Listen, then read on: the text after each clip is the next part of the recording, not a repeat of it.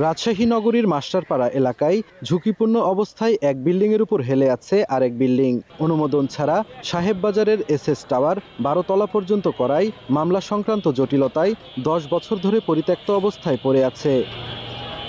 রাজশাহী উন্নয়ন কর্তৃপক্ষ আরডিএর তথ্য মতে রাজশাহী শহরে বহুতল ভবনের সংখ্যা 3 শতাধিক। 2008 সালে আরডিএর সবশেষ জরিপে নগরীতে ঝুঁকিপূর্ণ ভবনের সংখ্যা ছিল 58টি। ভবন মালিকরা প্ল্যান পাস, নকশা অনুমোদন, সিটি কর্পোরেশনের উচ্চতা বিষয়ক অনাপত্তিপত্র নিয়েই তারা বিল্ডিং নির্মাণ করছেন। তবে এসব কাগজপত্র দেখাতে পারেননি বিল্ডিং মালিকদের অনেকেই, কেউ আবার কথা বলতে রাজি হননি। অফিস টাইমে আসে মালিকের সাথে কথা বলে। আমাদের অফিস টাইম কোনটা? এখন 12টা দিকে আসেন। ছাড়পত্র লাগে, এগুলো আপনাদের কোনটার আছে আর কোনটার না, এটা আমরা একটু দেখতে চাই। এগুলো বিষয়ে তো আমি নতুন জয়েন করছি, এগুলো আমার কাছে নাই। সবশেষ ভূমিকম্প আতঙ্ক ছড়িয়েছে নগরবাসীর মনে। তারা বলছেন নিয়ম নীতির তোয়াক্কা না করে গড়ে ওঠা বহুতল ভবনগুলো বাড়াচ্ছে দুর্ঘটনা ও প্রাণহানির ঝুঁকি। ভূমিকম্প যখন হয়েছিল তখন খুবই ভয় লাগছিল যে পড়ে যায় নাকি।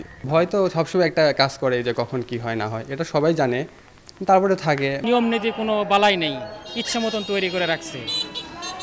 তো এটা তো আসলে একটা ঝুঁকিপূর্ণ বিষয়টা, কখন ভেঙে পড়ে মাথার উপরে। ফায়ার সার্ভিস বলছে বহুতল ভবন নির্মাণ করতে ছাড়পত্র ও অগ্নি নির্বাপক ব্যবস্থা রাখার বিধান থাকলেও তা মানছেন না বেশিরভাগ ভবন মালিক ও ডেভেলপার কোম্পানি। বর্তমানে যেভাবে ভূমিকম্প হচ্ছে, প্রত্যেক মানুষ ছাড়পত্র গ্রহণ করে ছাড়পত্রের যে শর্ত মোতাবেক ভবন তৈরি করা উচিত। আর আরডিএ বলছে নিয়ম বহির্ভূতভাবে যারা ভবন নির্মাণ করেছেন তাদের বিরুদ্ধে ব্যবস্থা নেওয়া হচ্ছে। ইমারত পরিদর্শক দিয়ে আমরা নোটিশ দিচ্ছি, আমরা তাদের বিরুদ্ধে মামলা করছি, বিশেষ কোনো ক্ষেত্রে আমরা ভেঙেও দিয়ে আসছি বর্ধিত অংশগুলো। আরডিএ কর্তৃপক্ষের তথ্য মতে অনুমোদন না নেয়ায় 261 জন ভবন মালিকের শোকজ ও মামলা দায়ের করা হয়েছে। ঝুঁকিপূর্ণ হওয়ায় এর মধ্যে বেশ কয়েকটি ভবন ভেঙে ফেলার নির্দেশনা দেয়া হয়েছে।